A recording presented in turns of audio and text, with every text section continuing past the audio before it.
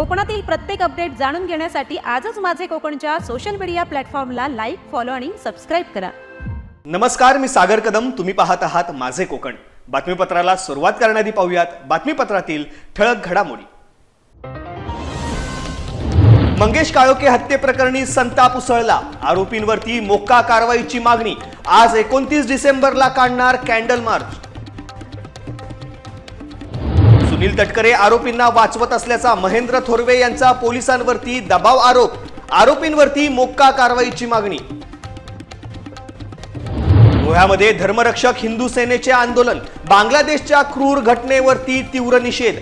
झेंड्याला जोडे मारत निषेध. आणि कुंभारली ग्रामस्थांच्या पाणी लढ्याला यश. जलजीवन योजनेत नवीन विहिरी मंजूर. गावकऱ्यांच्या एकीची ताकद सिद्ध. वैभव खेडेकरांनी दिला न्याय. आता पाहूया सविस्तर वृत्त. खोपोलीतील साईबाबा नगर येथे धारदार शस्त्राने झालेल्या मंगेश काळोखे यांच्या हत्येनंतर परिसरामध्ये संतापाचे वातावरण आहे. शिंदे शिवसेनेच्या नगरसेविका मानसी काळोखे यांचे पती आणि आमदार महेंद्र थोरवे यांचे कट्टर समर्थक असलेले मंगेश काळोखे यांची दिवसाढवळ्या हत्या करण्यात आली होती. या प्रकरणातील 9 आरोपींना अटक करण्यात आली असली तरी उर्वरित आरोपींना तात्काळ अटक करून मोक्का अंतर्गत कठोर कारवाई व्हावी अशी ठाम मागणी आमदार महेंद्र थोरवे यांनी केली आहे. याच मागणीसाठी 29 डिसेंबर रोजी म्हणजे आज साईबाबा नगर ते खोपोली पोलीस स्टेशन असा कॅन्डल मार्च आणि मोर्चा काढण्यात येणार असल्याची घोषणा करण्यात आलेली आहे. दरम्यान साईबाबा नगर येथे आयोजित श्रद्धांजली कार्यक्रमात नागरिक, कार्यकर्ते आणि समर्थक मोठ्या संख्येने उपस्थित राहिले. कुटुंबियांना न्याय मिळावा, गुन्हेगारांना कडक शिक्षा व्हावी अशी मागणी उपस्थितांनी यावेळी व्यक्त केली. परंतु काल शिंदे साहेब सुद्धा खोपोलीमध्ये मंगेशच्या परिवारांना त्या ठिकाणी भेटण्यासाठी आले. त्यांना सुद्धा धीर देण्याचं काम शिंदे साहेबांनी केले आणि त्या ठिकाणी साहेबांनी सुद्धा जाहीरपणे त्या ठिकाणी सांगितले जे आरोपी याच्यामध्ये सहभागी आहेत या सगळ्या आरोपींना मोक्का अंतर्गत कारवाई केली जाईल असं सुद्धा त्या ठिकाणी सांगितलंय आणि ही प्रवृत्ती कायमस्वरूपी ठेचून काढली जाईल. फास्ट ट्रॅकवर ही केस चालवली जाईल असं सुद्धा सांगितले. स्पेशल पीपी आपण त्या ठिकाणी नेमण्यासाठी आम्ही त्या ठिकाणी सांगितलेलं आहे आणि या माध्यमातून लवकरात लवकर हे सर्व आरोपी अरेस्ट झाले पाहिजेत. उद्या आम्ही कॅन्डल मार्च करत असताना त्या ठिकाणी आरोपी उद्यापर्यंत अरेस्ट झाली नाही तर मात्र परवापासून आम्ही सगळेजण त्या ठिकाणी खोपोली पोलीस स्टेशनला त्या ठिकाणी ठिय्या आंदोलन करून त्या ठिकाणी उपोषण करू. जोपर्यंत मंगेशच्या सर्व आरोपींना अटक केली जात नाही तोपर्यंत आम्ही तिथनं हलणार नाही आणि जोपर्यंत ह्या आरोपींना फाशीची शिक्षा होत नाही तोपर्यंत आम्ही त्या ठिकाणी ठामपणे मंगेशच्या परिवाराबरोबर ठामपणे आम्ही त्याच्याबरोबर शिवसैनिक म्हणून उभे राहू. खोपोलीतील साईबाबा नगर येथे सामाजिक कार्यकर्ते आणि नगरसेविका मानसी काळोखे यांचे पती मंगेश काळोखे यांच्या हत्येनंतर राजकीय वातावरण ढवळून निघालेले आहे. या प्रकरणात 9 आरोपींना अटक करण्यात आली असली तरी उर्वरित आरोपींना तात्काळ अटक करून मोक्का अंतर्गत कठोर कारवाई करावी अशी ठाम मागणी आमदार महेंद्र थोरवे यांनी केली आहे. याच पार्श्वभूमीवरती आज 29 डिसेंबर रोजी साईबाबा नगर ते खोपोली पोलीस स्टेशन असा कॅन्डल मार्च आणि मोर्चा काढण्याची घोषणा करण्यात आलेली आहे. विशेष म्हणजे खासदार सुनील तटकरे आरोपींना वाचवण्याचा प्रयत्न करत असून पोलिसांवरती दबाव टाकला जात आहे असा गंभीर आरोपही आमदार थोरवे यांनी केला आहे. दरम्यान साईबाबा नगर येथे आयोजित श्रद्धांजली कार्यक्रमात नागरिक आणि कार्यकर्ते मोठ्या संख्येने उपस्थित राहिले. गुन्हेगारांना कडक शिक्षा होऊन कुटुंबाला न्याय मिळावा अशी मागणी यावेळी व्यक्त करण्यात आली.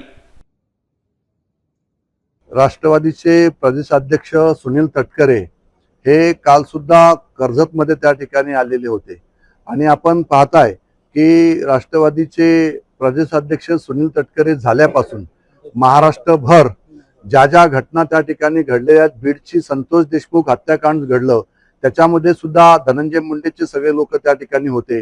पण त्याच धनंजय मुंडेला वाचवण्याचं सुनील तटकरे आतोनात प्रयत्न त्यावेळेस करत होते. त्याच्यानंतर आपण पाहिलं की तो सूरज चव्हाण त्यांनी सुद्धा हिंदू संघटनेच्या एका पदाधिकाऱ्याला मारहाण केलेली होती. त्याला सुद्धा वाचवण्याचं काम सुनील तटकरे करतायत आणि आज इथे सुद्धा कर्जतमध्ये सुधाकर घारे, भरत भगत यांना सुद्धा वाचवण्याचं काम सुनील तटकरे त्या ठिकाणी करत आहेत. काल तर इन्व्हेस्टिगेशन पूर्ण न झाले असताना सुद्धा त्यांनी त्या ठिकाणी सांगितलं की या सुधाकर घारेचा कोणताही हात नसू शकणार असं त्या ठिकाणी सांगितलेलं आहे. आणि मग हे सगळं कृत्य जे सुनील तटकरे या ठिकाणी दबाव तंत्राचा वापर करून करत आहेत.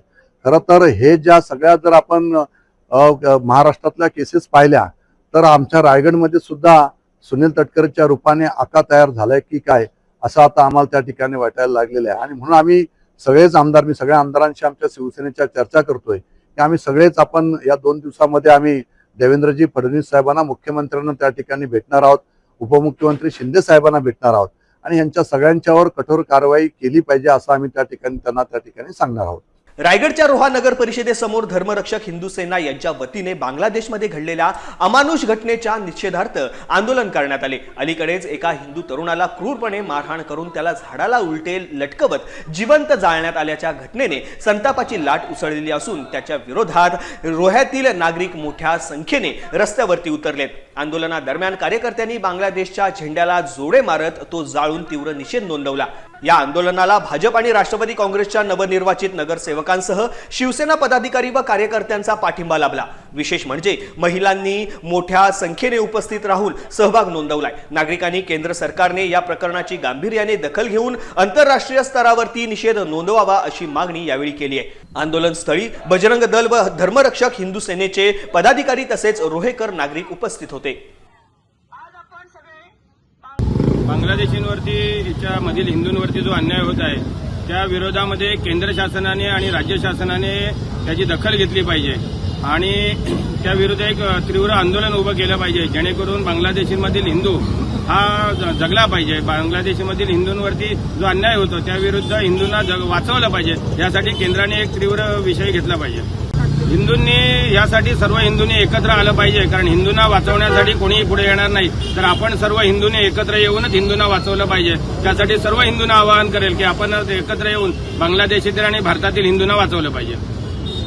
बांगलादेशमध्ये हिंदूंवरती जो काही अत्याचार चालू आहे, अत्याचार म्हणजे जिवंत हिंदूंना भर रस्त्यामध्ये जाळलं जाते, लहान मुलांना वेचून वेचून मारलं जात आहे.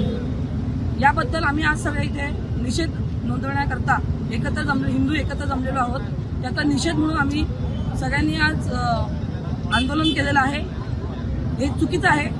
जी वेळ बांगलादेशवर आलेली आहे ती उद्या आपल्यावरती येऊ नये यासाठी सगळ्या हिंदूंनी जागरूक राहिलं पाहिजे. त्यासाठी आपण इथे जमलेलो आहोत. देशामध्ये जो आता अन्याय झालेला आहे त्याच्यासाठी सर्व हिंदूंनी एकत्र येऊन आणि रोहामध्ये नाही तर अख्ख्या महाराष्ट्रात, अख्ख्या रायगडमध्ये सगळ्या हिंदूंनी एकत्र येऊन असा निषेध केला पाहिजे. तर त्या लोकांना कळेल की मुसलमान लोक किती त्रास देतात, हिंदू धर्माला किती हे करतात, त्रास देतात, तो लक्षात येईल लोकांना. त्यामुळे सगळ्यांनी हिंदूंनी एकत्र येणं हे गरजेचं आहे. हिंदूंवरती बांगलादेशामध्ये जे अत्याचार होत आहेत ते आपण कदापि सहन करून घेऊ शकत नाही. याचं हे इथे जे चिमूडभर जे कोणी हिंदू आपण जमलोय त्यांनी दाखवून दिलेलं आहे. अशीच आग ही प्रत्येकाच्या अंगामध्ये लागली पाहिजे आणि ह्याच्या पुढे इथे जेव्हा कुठे अत्याचार होईल तेव्हा आपण सगळ्यांनी असंच पेटून उठलं पाहिजे आणि हे दाखवून दिलं पाहिजे की हिंदू झोपलेला नाहीये, हिंदू जागा आहे आणि प्रत्येकाच्या रक्तात हा हिंदू खून आहे. सरत्या वर्षाला निरोप आणि नववर्षाचे स्वागत करण्यासाठी कोकणातील समुद्र किनारे पर्यटकांनी फुलून गेले आहेत. सिंधुदुर्ग पासून रायगड पर्यंत जवळपास 5 लाख पर्यटक कोकणात दाखल झाले असून विशेषतः गणपतीपुळे, कर्दे, दापोली, गुहागर आणि केळशी या समुद्र किनाऱ्यांवरती मोठी गर्दी पाहायला मिळते. गुजरात, पंजाब, विदर्भ, मराठवाडा आणि पश्चिम महाराष्ट्रातून आलेल्या पर्यटकांनी मौज मजा आणि नववर्ष सेलिब्रेशनचे प्लॅन आखलेले आहेत. निळाशार समुद्र, सुंदर बीचेस आणि कोकणी हवामानामुळे पर्यटकांनी कोकणाला विशेष पसंती दिली आहे. वाढत्या गर्दीचा विचार करून जिल्हा प्रशासनाने सुरक्षा उपाययोजना केल्या असून खोल समुद्रात न जाण्याचे आवाहन करण्यात आलेले आहे. पर्यटकांना लाईफ गार्डच्या सूचनांचे पालन करण्यास सांगण्यात येत असून बीच परिसरात पोलीस आणि आपत्कालीन यंत्रणा तैनात आहेत. आज आम्ही या ठिकाणी वर्षाचा शेवटचं विकेंड म्हणून वर्षाचा निरोप देण्यासाठी कोकणात आलेलो आहे. कोकणाचं सौंदर्य पाहता आणि कोकणाची जी भौगोलिक स्थिती आणि इकडे जे आनंद, सुख, समाधान जे लाभतं त्यासाठी आम्ही कोकणात आलेलो आहे. गेली पूर्ण विकेंड आम्ही कोकणात आहोत आणि कोकणाचा मनसोक्त आनंद घेत आहोत. हा खूप मोठा विकेंड आलेला आहे आणि खूप गर्दी कोकणात दिसत आहे. गणपतीपुळेपासून ह्या पूर्ण परिसरात कुठेही गर्दी नाही असं एकही ठिकाण नाही आहे आणि खूप स्वच्छ सुंदर बीच आहे तिकडे कोकणात. तर आम्ही खूप आनंद घेतो. वर्षाला निरोप देण्यासाठी आम्ही कोकण हे पर्यटन स्थळ चूज केलं. त्याचं कारण असं की कोकणाजवळ अनेक स्वच्छ रस्ते आहेत रस्त्याच्या शेजारूनच इतका सुंदर निसर्ग बघायला भेटतो, समुद्राच्या लाटा वरतील खूप सारे इथे गेम्स आहेत, जसं की झीप लायनिंग आहे, मग तुम्ही जेट स्काय करू शकतात. आणि ॲडिशनली इथे खूप देऊळ आहेत, प्राचीन देवस्थान, गणपतीचं देवस्थान, जे स्वयंभू देवस्थान आहे, तिथे आम्ही व्हिजिट देऊ शकतो आणि कोकणाचा आनंद घेऊ शकतो आणि महाराष्ट्राचा हा सुंदर निसर्ग अनुभवू शकतो. त्यामुळे आम्ही कोकण हे मंडणगड कुंभारली गावातील नागरिकांच्या पाणी हक्कासाठी सुरू असलेल्या 2 वर्षांच्या लढ्याला अखेर यश मिळालेले आहे. दूषित पाणी पुरवठ्याच्या विरोधामध्ये गावकऱ्यांनी दाखवलेल्या एकजुटीमुळे येथे जलजीवन योजनेअंतर्गत नव्या विहिरींच्या बांधकामांचे भूमिपूजन करण्यात आले. या कार्यक्रमाला भाजपा नेते वैभव खेडेकर, शिवसेना तालुका प्रमुख प्रताप घोसाळकर, माजी जिल्हा परिषद सदस्या अस्मिता केंद्रे यांच्यासह मान्यवरांची उपस्थिती होती. कुंभारली ग्रामस्थांनी ठेकेदार व प्रशासनाच्या दुर्लक्षाविरोधात सातत्याने पाठपुरावा केला. या प्रश्नात वैभव खेडेकर यांनी वैयक्तिक लक्ष घालून गावाला न्याय मिळवून दिल्याचे ग्रामस्थांनी नमूद केले. या निर्णयामुळे गावातील नागरिकांना स्वच्छ आणि सुरक्षित पिण्याच्या पाण्याची अपेक्षित सोय उपलब्ध होणार आहे. रोहा तालुक्यातील सक्रिय पत्रकारांची संघटना असलेल्या रोहा प्रेस क्लब तर्फे आयोजित चॅरिटी शो 2025 मोठ्या उत्साहात पार पडलाय. सामाजिक बांधिलकी जपत दरवर्षी आयोजित केला जाणार हा उपक्रम यंदाही रसिक प्रेक्षकांच्या उपस्थितीने दिमागदार झाला. कार्यक्रमात स्पंदन संस्थेच्या स्वरसाज या मराठी हिंदी गीतांच्या मनमोहक मैफिलीने उपस्थितांना अक्षरशः मंत्रमुग्ध केले. युवा कलाकारांच्या तालावरती प्रेक्षकांनीही ठेका धरत कार्यक्रमाला रंगत आणली. या सोहळ्याला अखिल भारतीय मराठी पत्रकार परिषदेचे अध्यक्ष आणि रोह्याचा अभिमान श्री मिलिंद आष्टीवकर हे प्रमुख पाहुणे म्हणून लाभले. यावेळी ज्येष्ठ पत्रकार, माजी अध्यक्ष राजेंद्र जाधव, पराग फुकणे तसेच प्रेस क्लबचे सर्व सदस्य मोठ्या संख्येने उपस्थित होते. या यशस्वी आयोजनासाठी प्रेस क्लबचे अध्यक्ष सुहास खरिवले यांची विशेष मेहनत आणि समन्वय सर्वत्र कौतुकास्पद ठरलाय.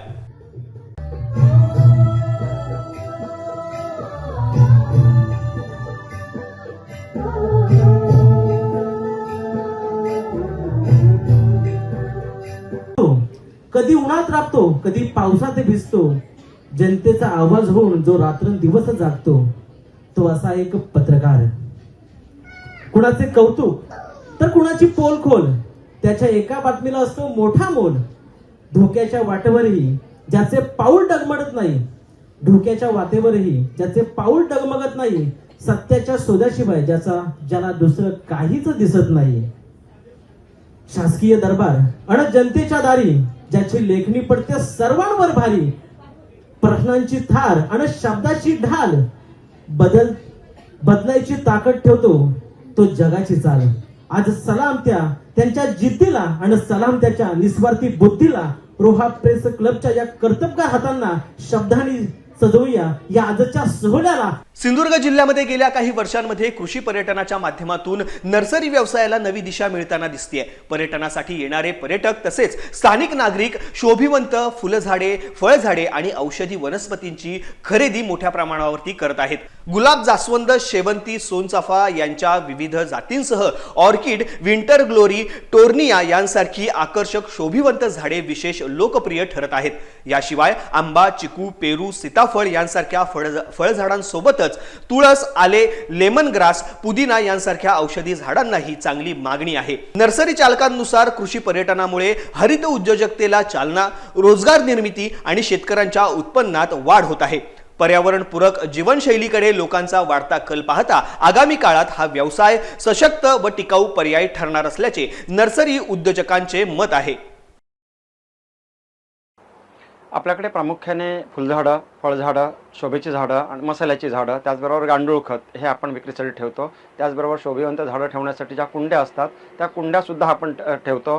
त्याचबरोबर ही झाडं ठेवण्यासाठी स्टँड्स असतात, ते स्टँडसुद्धा आम्ही इथे मोठ्या प्रमाणावरती विक्रीसाठी ठेवतो. आणि ही विविधता आम्ही जपल्यामुळे आमच्याकडे जे गिराईक आहे ती संख्या खूप चांगल्या पद्धतीने आहे. यामध्ये जर समजा बघायचं झालं तर आंब्यामध्ये आमच्याकडे हापूस, केशर, तोतापुरी, गोवा मानपूर, नीलम, रत्ना वगैरे अशा 14 व्हरायटीज आहेत. काजूमध्ये आमच्याकडे वेंगुर्ला 4 आहे, वेंगुर्ला 6 आहे, वेंगुर्ला 7 आहे, अशा 3 व्हरायटी आहेत. त्याचबरोबर इतर व्हरायटीची सुद्धा झाडं आपण फळझाडं ठेवतो. त्याचबरोबर गुलाबाचे आपल्याकडे 16 वेगवेगळ्या रंगाची गुलाब आपण ठेवतो. त्याचबरोबर जास्वंदीमध्ये 38 कलरची जास्वंद आपल्याकडे आहे. आणि बाकीची सिजनल झाडं, सोनचाफ्याचे आपल्याकडे 3 प्रकार आहे, पिवळा आहे, सौंदर्य आहे, केशरी आहे, पांढरा आहे. अशा पद्धतीने सोनचाफ्याचे 3ही कलर्स आपण ठेवतो, ज्याला खूप चांगल्या पद्धतीने मागणी आहे. आणि अशा पद्धतीने आम्ही ह्या सगळ्या गोष्टी प्रत्येक प्रकारच्या कस्टमरला ठेवत असल्यामुळे आमच्याकडे कस्टमरची संख्या खूप चांगल्या पद्धतीने आहे. त्याचबरोबर ही नर्सरी मेंटेन करताना आम्ही गांडूळ खताचा वापर फार मोठ्या प्रमाणावरती करतो. यासाठी गाईच्या शेणाचा वापर आम्ही करतो आणि गेली जवळपास 30 वर्ष आम्ही आमच्या शेतामध्ये एकही दाणा रासायनिक खताचा टाकलेला नाही. आमची नर्सरी मुंबई गोवा महामार्गावरती असल्यामुळे कुडाळ तालुक्यामध्ये वेताळ बांबाडे या ठिकाणी मुंबई गोवा महामार्गावरून प्रवास करणारे जे पूर्ण महाराष्ट्रातले म्हणा किंवा देशभरातील लोक पर्यटक जे आहेत गोव्याकडे जातात आणि गोव्याकडून आपल्या गावी परत जातात. त्यामुळे या ठिकाणी त्यांना सहजरित्या ही नर्सरी दिसते आणि ते आमची झाडं, आमची मांडणी बघून इथे मुद्दाम थांबतात आणि आमच्याकडे येऊन खरेदी करतात आणि सगळ्यांचा उत्तम प्रतिसाद आम्हाला आहे. जिजाऊ शैक्षणिक व सामाजिक संस्था महाराष्ट्र राज्य यांच्या विद्यमाने रायगड सातारा जिल्हास्तरीय महापोलीस डेमो भरती 2025 ला विद्यार्थ्यांचा उत्स्फूर्त प्रतिसाद मिळालाय. माणगाव येथील अल्ताफदादा धनसे मैदानावरती भरलेल्या या उपक्रमात सुमारे 3200 विद्यार्थ्यांनी सहभाग नोंदवला. या कार्यक्रमाचे उद्घाटन राज्याचे मंत्री भरत शेठ गोगावले आणि जिजाऊ संस्थेचे संस्थापक निलेश सांबरे यांच्या हस्ते करण्यात आले. कार्यक्रमात उंच उडी, लांब उडी, धावणे यांसारख्या स्पर्धांद्वारे विद्यार्थ्यांना पोलीस भरतीसाठी प्रत्यक्ष प्रशिक्षण व मार्गदर्शन देण्यात आले. मंत्री भरत गोगावले यांनी जिजाऊ संस्थेच्या उपक्रमाचे कौतुक करत समाजोपयोगी कार्य सतत सुरू राहावे असे सांगितले.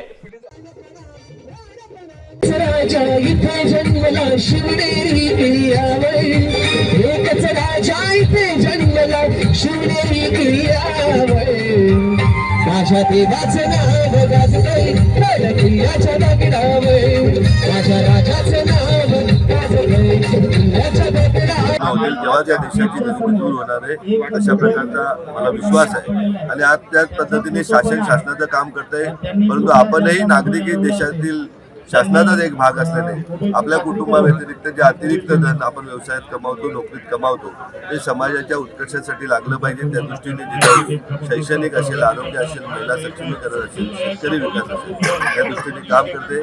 आणि आज छत्रपती शिवाजी महाराजांच्या मासाहेब जिजाऊच्या पावनभूमीमध्ये रायगड येथे हा पोलीस भरती डेमो कार्यक्रम घेण्यात आला आणि या कार्यक्रमासाठी आमच्या पक्षाचे नेते मंत्री महोदय आदरणीय भरत शेठ गोगावले साहेब यांचा आशीर्वाद विद्यार्थ्यांना लाभलेला आहे. नक्कीच विश्वास आहे की या 3000 विद्यार्थ्यांना 2000 विद्यार्थी पोलीस प्रशासनामध्ये नव्हे. आपल्या राज्यातील कोकणातील जो गोरगरीब समाज आहे तो आमच्या कुटुंबाचा एक भाग आहे आणि आमच्या मुलांसाठी आम्ही व्यवस्था केलेली, त्यामुळे त्याच्याबद्दल काय दुसरं बोलण्याची काही गरज नाही. अनंत श्री विभूषित जगद्गुरू रामानंदाचार्य नरेंद्राचार्यजी महाराज यांच्या रामानंद संप्रदायाच्या वतीने शृंगारतळी येथे आयोजित युवा स्नेह मेळावा खेळीमेळीच्या वातावरणात संपन्न झाला. कार्यक्रमाच्या सुरुवातीला संदीप नाटुस्कर यांच्या टीमने सोलो वाद्यवादन सादर करून परिसर रंगतदार केला. सुमारे 150हून अधिक तरुणांनी या मेळाव्यात उत्स्फूर्त सहभाग नोंदवला. युवकांना मार्गदर्शन करण्यासाठी गुहागर तालुक्यातील नामवंत वकील सुशील अवेरे विशेष उपस्थित होते. नोकरी विरुद्ध व्यवसाय या विषयासोबतच कोकणातील स्थलांतर रोखून तरुणांनी आपल्या गावात संधी निर्माण कराव्यात यावरही त्यांनी प्रेरणादायी मार्गदर्शन केले. कार्यक्रमात सहभागी तरुणांसाठी श्लोक पठण स्पर्धा आणि आध्यात्मिक प्रश्नमंजुषा घेण्यात आल्या. या उपक्रमासाठी रत्नागिरी जिल्हा निरीक्षक दीपक तावडे आणि जिल्हा सेवा समितीचे अध्यक्ष दत्तात्रय मोरे उपस्थित होते. मेळाव्याबद्दल तरुणांनी समाधान व्यक्त करत अशा उपक्रमांची गरजही मांडली.